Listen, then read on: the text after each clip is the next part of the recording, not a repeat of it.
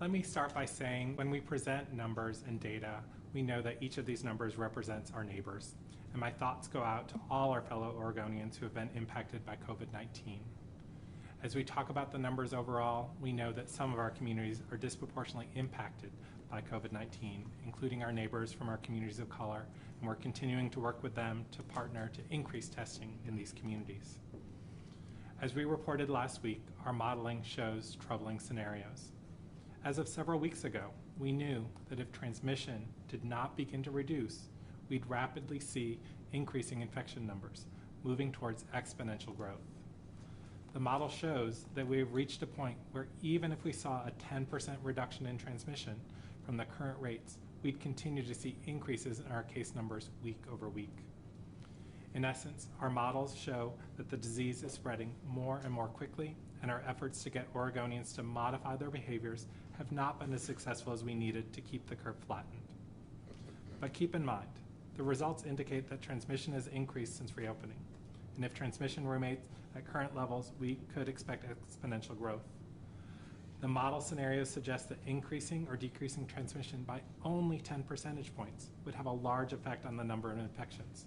However, a reduction by 10 percentage points still puts us in a path where we see increased growth. These models don't reflect the actions taken by the governor and Oregonians following her orders over the last 2 weeks. They're not reflected in these estimates, so we can still make a change. We need to work together to reduce the spread.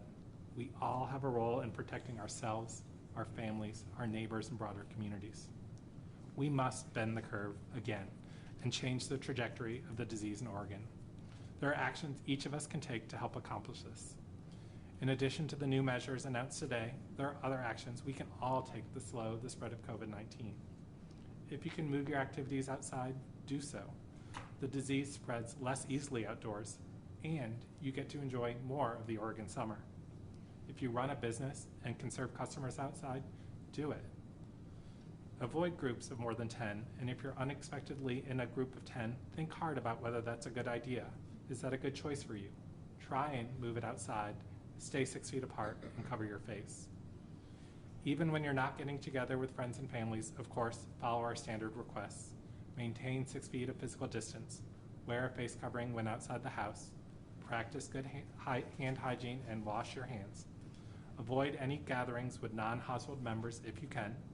And if you start to have symptoms, even mild ones, consult with your medical provider to determine instructions on how to care for yourself and your household members, and also whether or not you need to be tested.